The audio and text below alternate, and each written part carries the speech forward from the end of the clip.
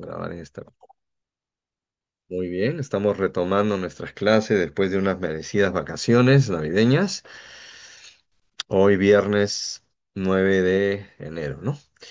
Entonces, ya habíamos visto la última clase, terminamos con Hebreos y empezamos con Santiago. Lo vamos a repasar Santiago hoy. Santiago lo vamos a ver, ya tocamos un poco la última clase, lo vamos a volver hoy. Un poquito más a profundidad y cubriremos las siguientes semanas el resto de epístolas que quedan. A manera de empezar, a ver, ¿cuánto recordamos del propósito de la carta a los hebreos? A ver si me pueden, a ver cuánto recuerda nuestra memoria. ¿De qué se trata o cuál fue el propósito de la carta a los hebreos? A ver, ¿cuántos pueden recordar?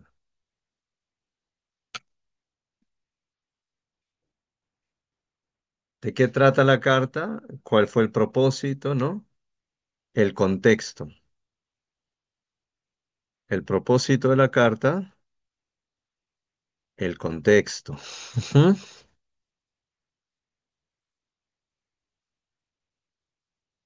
Siempre que uno lee una carta, uno tiene que estar familiarizado. Ujú. A ver, Rocío. Ah, Rocío me dice que no tiene audio, que no va a poder participar hoy. Ok. Pilar, Yesenia, Stephanie, Juan Carlos. Muy buenas noches a todos. A ver, ya podemos ir.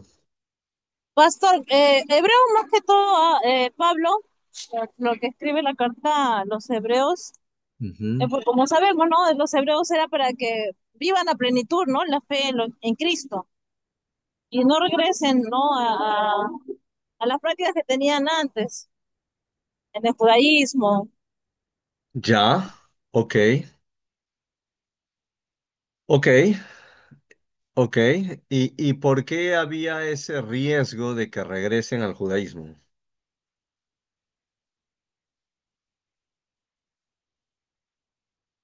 Tienen que participar, hermanos.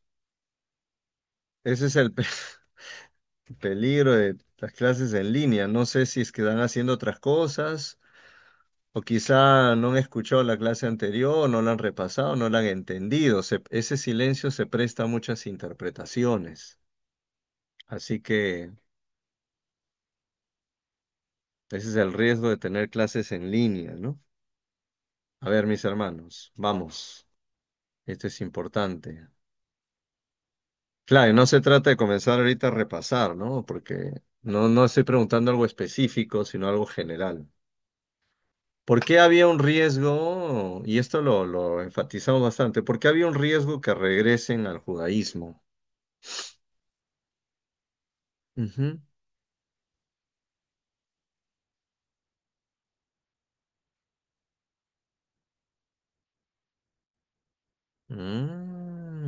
Por el Mm. entorno social se podría decir, pastor. Bueno, pienso ¿Podría, yo sería por la presión, por el entorno social. podría ser más específica?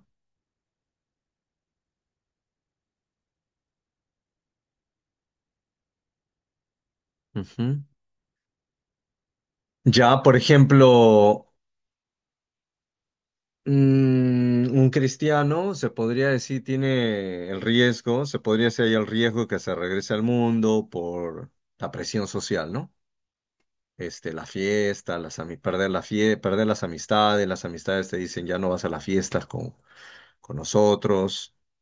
Ese es el caso con los judíos, como regresarse al mundo. No, ellos estaban, digamos, lo que el escritor a los hebreos está tratando de evitar es que se regresen a sus creencias, a su religión anterior. Ujú. A ver, un momentito. Amados, hay que repasar, ¿ah?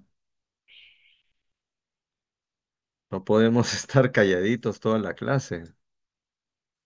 La pastora Nérida me ha dejado claro que tiene que haber participación. Yo les hago preguntas, ustedes participan, de hecho. Pastor, pregunte. Ya. Ujú. ¿Cuál era? ¿Por qué por qué estaban en riesgo de regresar? Ujú.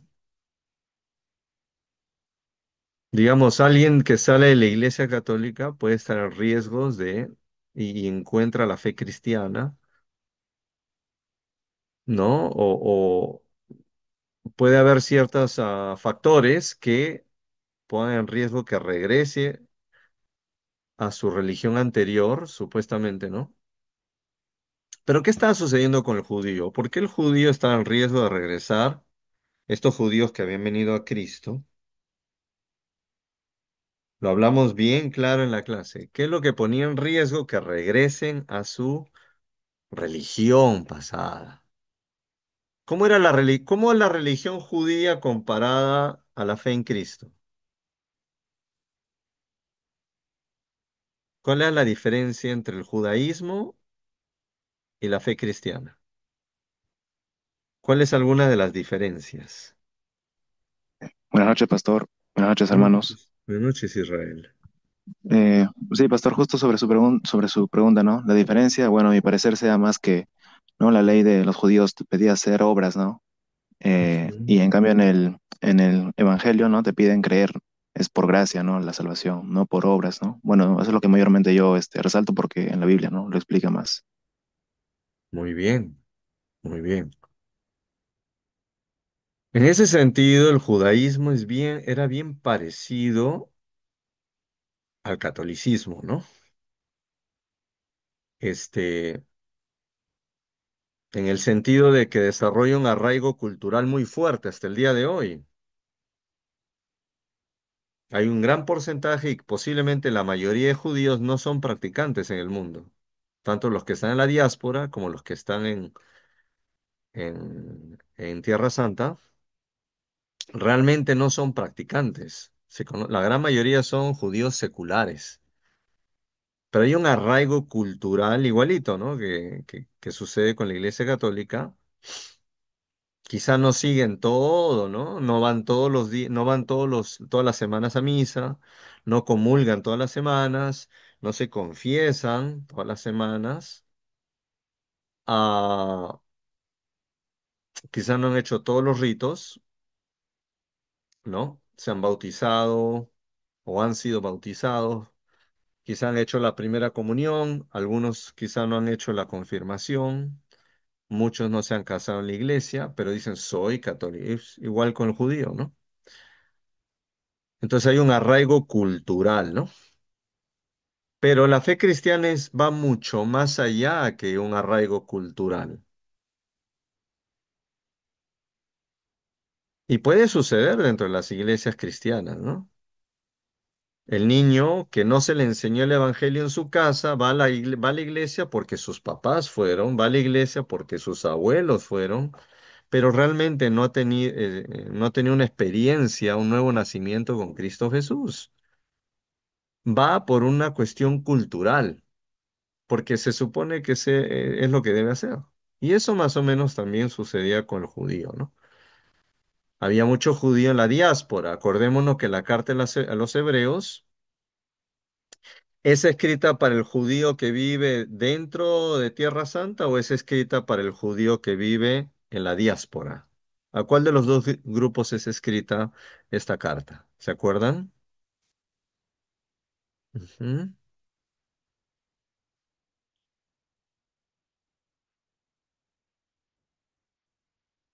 Eh, ¿Se acuerdan?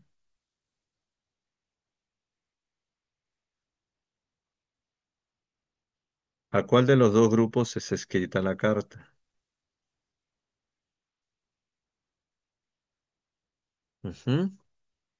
¿Es escrita a la diáspora o es escrita a los judíos viviendo en Tierra Santa? ¿A cuál de los dos grupos es enviada esta carta principalmente? Y eso lo hablamos en la clase anterior y sobre todo en un área particular del mundo. de estos dos lugares. Ujú, ujú. Amados, tenemos que revisar, ¿ah? El PPT, revisar los videos, ¿ok? Siento que estoy solo aquí hablando solo. Por lo menos digan algo, ¿vale? Pastor, disculpe, lo que pasa es que estoy, todavía no llego a mi domicilio y estoy así escuchándolo muy bajo. Apenas llego ya me conecto bien, pastor. Mire que este es un esfuerzo para llegar a sus casas. Por eso algunos pastores están considerando que no sea remoto, sea presencial, porque esto está haciendo mucho daño. Tanto no solamente en la iglesia, sino en lo secular. Se está notando que los estudiantes no están prestando atención, están haciendo otras cosas. Entonces, pierde su sentido, ¿no? A ver, Pastor, disculpe, entré recién a la reunión. ¿De qué carta exactamente estamos hablando? ¿De Hebreos? claro, O estamos haciendo un pequeño repaso de Hebreos, tratar de contrastar cuál es el propósito de los hebreos, ¿no? Y en vez de yo ponerme a hablar, quiero interactuar con ustedes, porque ya le hemos conversado esto la semana pasada y quiero más o menos recoger sus impresiones, qué es lo que recuerdan un poco, ¿no? Cuando iniciamos la lectura de una epístola, una carta, un libro, tenemos que tener un panorama, una idea de qué se trata, por qué se escribió, qué necesidades había, ¿no? Qué necesidad, y empezamos hablando cuál es la audiencia, ¿no? ¿A quién se le escribe la carta a los hebreos? Muy bien, el título lo dice, a los judíos, ¿ya? Pero había judíos viviendo fuera de Israel y había judíos viviendo dentro de Israel. ¿A cuál de estos dos grupos es enviada esta carta? Es una carta circular, es una carta universal. Por eso le dice carta general, ¿no?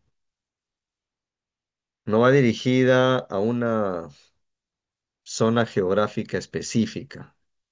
Entonces, la carta a los hebreos es enviada a los judíos viviendo en la diáspora. ¿Qué significa diáspora? Ese término ya lo hemos tratado varias veces.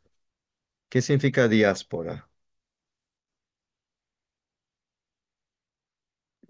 los judíos, pastor, que han migrado y no viven en Tierra Santa.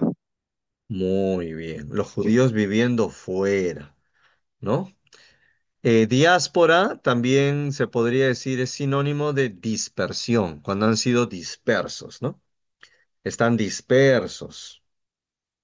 Muy bien.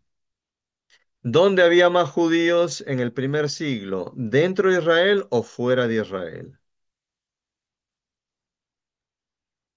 A ver si se Fuera de acuerdan. Israel, pastor. Muy bien, Pilar. Fuera de Israel. Muy bien. Fuera de Israel. Había un gran número de judíos viviendo en Alejandría, Egipto, por ejemplo, ¿no? En Egipto, en el Mediterráneo, cerca a en las costas del Mediterráneo, había una ciudad que había fundado Alejandro Magno, ese gran conquistador griego, allá como en el siglo tercero antes de Cristo. Él fundó, la ciudad lleva el nombre de él, Alejandría, de Alejandro Magno, y esa ciudad se convirtió en un gran centro de la cultura griega. Pero está en Egipto, sí, está en África, sí, pero donde una de las grandes huellas que dejó Alejandro Magno es que dejó la huella helenística, donde iba sembrando la cultura helena, la cultura griega. ¿Cómo se manifestaba la cultura griega? Lo hemos visto también, arquitectura, idioma, filosofía, 3 puntos. La arquitectura griega, la manera de construir, el idioma griego. ¿Cuál era el idioma griego que se hablaba en ese entonces? Ya debemos saber estas cosas, ¿ah? No es nada nuevo. El koiné. el griego koiné, el griego común, y la filosofía. Habían bastantes corrientes filosóficas, ¿no? El platonismo, el estoicismo, el epicureanismo. Vemos a Pablo cuando está en Atenas, se fue al Areópago, ahí dice que tuvo conversaciones, discurrió, trató de abordar a gente, a filósofos griegos. La mayoría no le hicieron caso cuando habló del... La mayoría perdió interés cuando Pablo tocó el tema de la resurrección. Ya te escucharemos en otro momento. Pero algunos pocos sí escucharon, ¿no? Entre uno de ellos, Dionisio el Areopagita, ¿no? Que después se convirtió en un siervo. Entonces, pero vemos de que la cultura griega está por todos lados.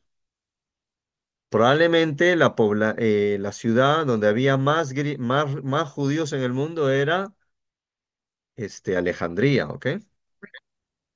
Esa es la ciudad donde había más griegos. Aprovechen y vayan poniendo su presente en el WhatsApp, por favor. Yo ahí tomo la asistencia, ¿ok? Su presente en el WhatsApp y veo también, ¿no?, la hora en que registran su presente. Entonces, los judíos vivían fuera de Israel. La carta de los hebreos es escrita a la diáspora, los judíos viviendo fuera de Israel, pero particularmente mencionamos a los judíos en Italia, ¿no? A los judíos en Italia. Había el riesgo de que se regresen al judaísmo, a las prácticas de antes, por la presión social. Estamos redundando, le estoy repitiendo cosas que ya le vengo repitiendo en las últimas tres clases, ¿ok? Por favor, pongan nota, ya la próxima. Tienen que saber estas cosas, ¿ok? No es yo hablando, hablando nomás y ustedes no están captando. Y si no entienden, pregunten, ¿ok, amados? Pregunten, pregunten. Entonces, hay un riesgo, presión social, eh, había persecución. El judío, el judío había logrado, el judío había logrado que se respetase su religión. De manera que el judío no era perseguido por Roma, los cristianos sí. Te salías del judaísmo a esta nueva religión cristiana y te hacías blanco de las persecuciones inmediatamente.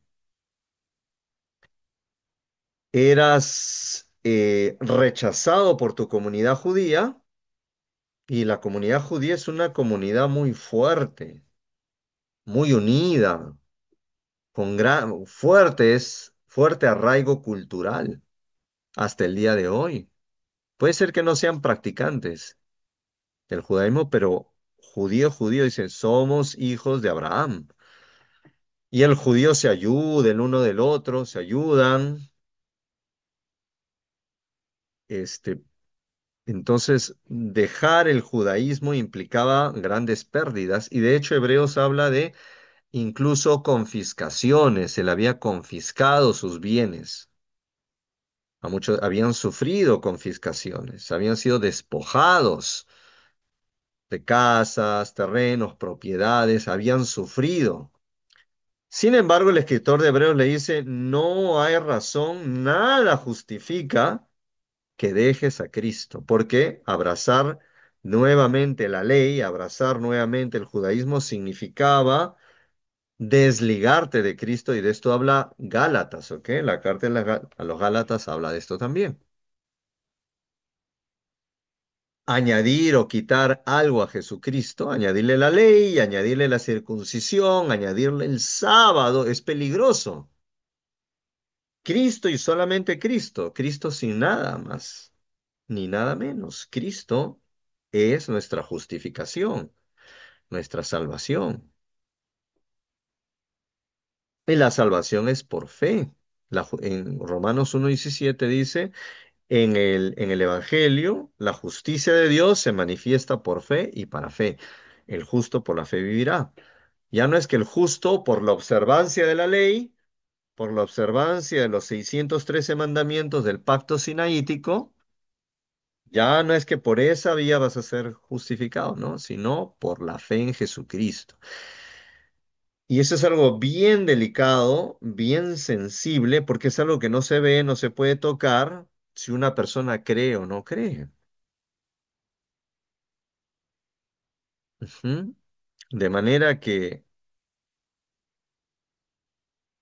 el único instrumento que puede hacer que las personas se afiancen, se anclen toda su esperanza a lo único que les puede salvar, que es Cristo y su obra consumada en la cruz, lo único que puede es la predicación del Evangelio. Muy diferente al antiguo pacto. El antiguo pacto es si hago esto, si hago lo otro. El antiguo pacto está basado en los logros de la persona, ¿no? Y eso crea jactancia, ¿no? El camino del Evangelio es diferente. El camino del Evangelio no crea jactancia, el camino del Evangelio crea humildad. ¿Por qué? Porque entendemos que por más que hagamos, por más que nos eh, esforcemos, ninguna obra humana, ningún esfuerzo humano, ningún sacrificio humano es merecedor de la salvación. Son dos caminos diferentes que llevan a dos resultados diferentes. La ley al final termina inflando, termina germinando la jactancia. El camino del Evangelio nos hace humildes, nos confronta, nos muestra un espejo. Cristo en la cruz me dice, Cristo en la cruz dice, esta es tu realidad, es que quién realmente tú eres, humano, raza humana, ¿no? Estás caído, estás muerto en tus delitos y pecados. Necesitas, no importa lo bueno que te sientas, no importa lo justo o lo santo que te sientas, no importa si tu papá, tu abuelo, tu bisabuelo, tu tatarabuelo han sido pastores o lo que fuese, cada uno necesita venir individualmente por la puerta angosta, por el ojo de la aguja, ¿no? A Cristo. ¿Se entiende? Dos caminos diferentes.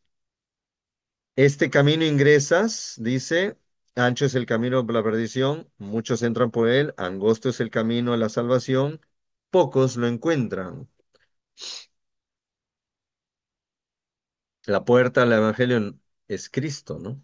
No tiene nada que ver con el esfuerzo humano. Entonces, ese cambio de paradigma era fuerte, ¿no?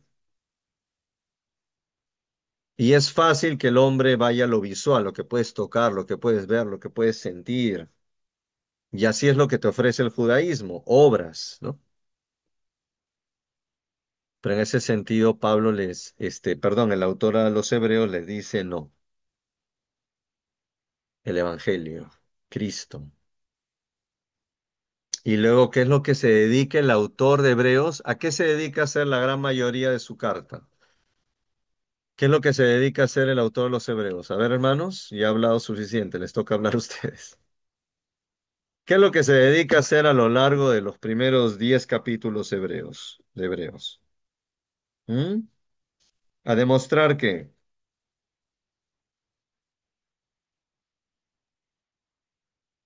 Buenas noches, pastor. buenas La noches, autoridad de Cristo, la ¿la autoridad qué? de Cristo, la autoridad de Auto- Cristo.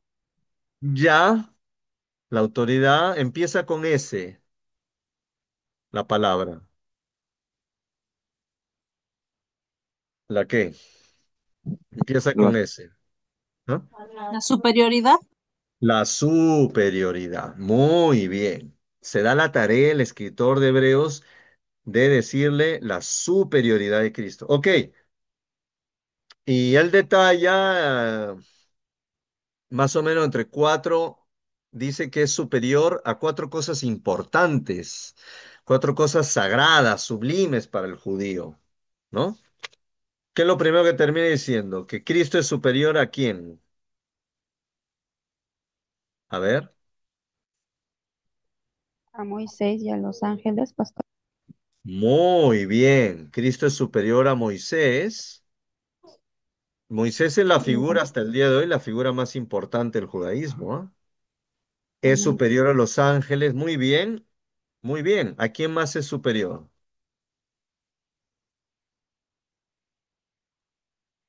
A los ángeles, Muy bien. ¿A quién más?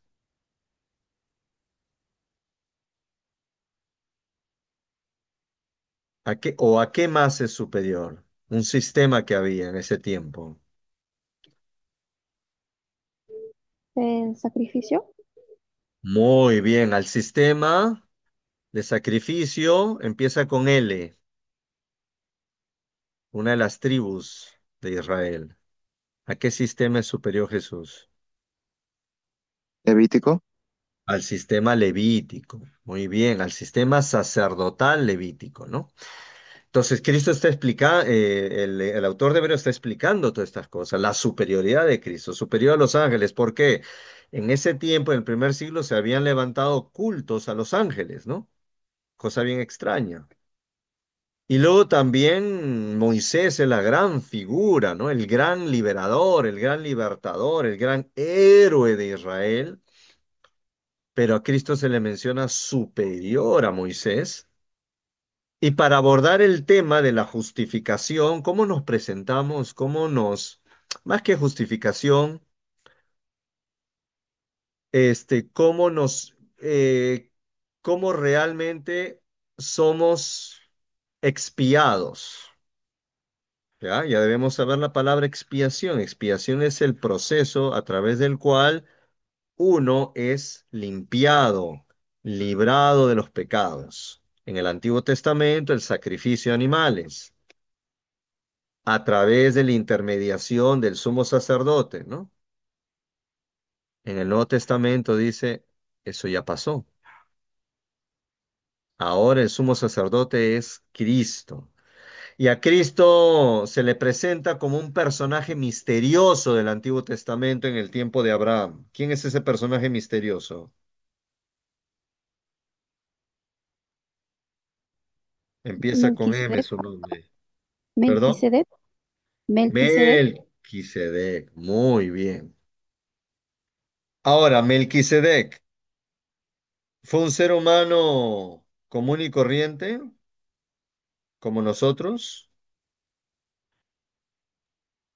Un mm, personaje muy diferente.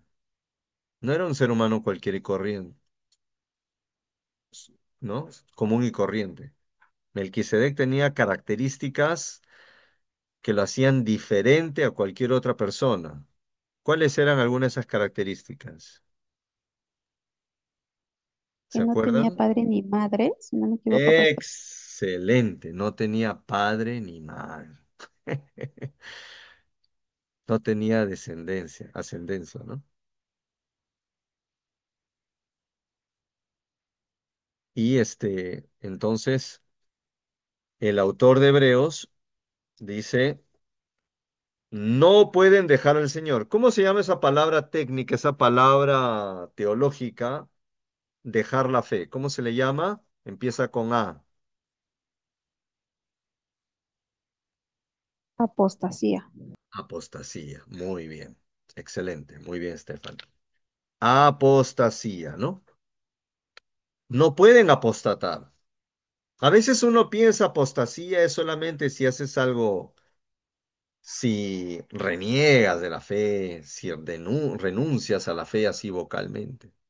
Apostasía simplemente puede ser en lo más profundo, nadie te ve, en lo más profundo de tu corazón, dejas de creer, te vas apartando, la incredulidad se asienta en tu corazón, va creciendo la incredulidad hasta el punto que nos da igual este, vivir como cristianos o no, nos da igual.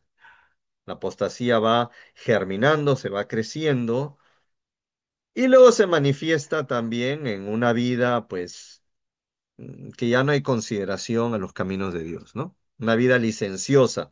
Te permites cosas, cada vez te vas permitiendo más. Todo eso va ligado a la incredulidad, ¿ok? La apostasía está ligada a la incredulidad. La incredulidad siendo probablemente el más dañino, el más nocivo de todos los pecados. Apocalipsis capítulo 21-22 habla, la primera lista de los que fueron enviados al lago del fuego, dice, el primer pecado mencionado es los incrédulos, porque el pecado viene con la incredulidad.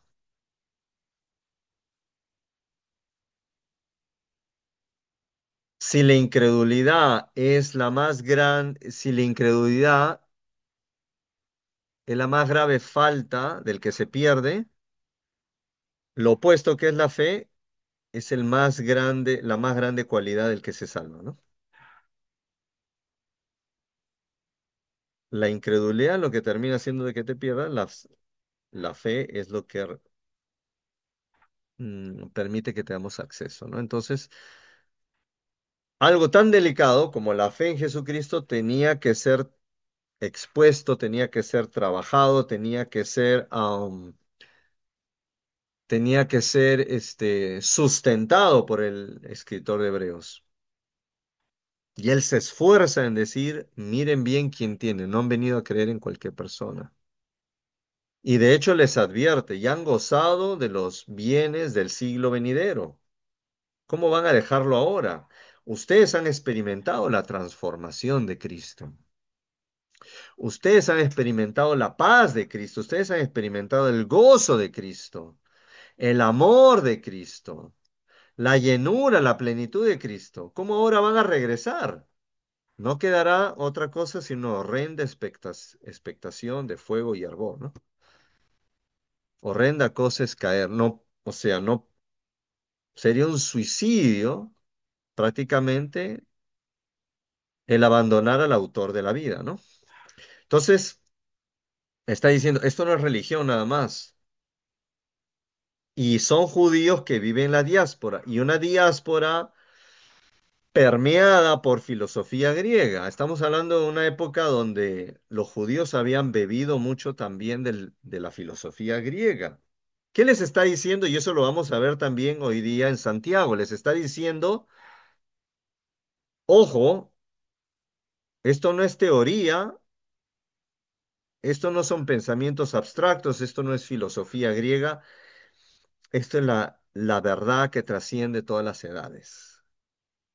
Dios ha mandado a su Hijo, Dios hecho carne, Dios hecho hombre, Dios Hijo se ha hecho hombre, ha venido a la tierra, ha llevado a cabo la expiación final por toda la humanidad. No te equivoques, judío, no te equivoques, gentil. Jesús es alguien que te tienes que detener y evaluar y pensar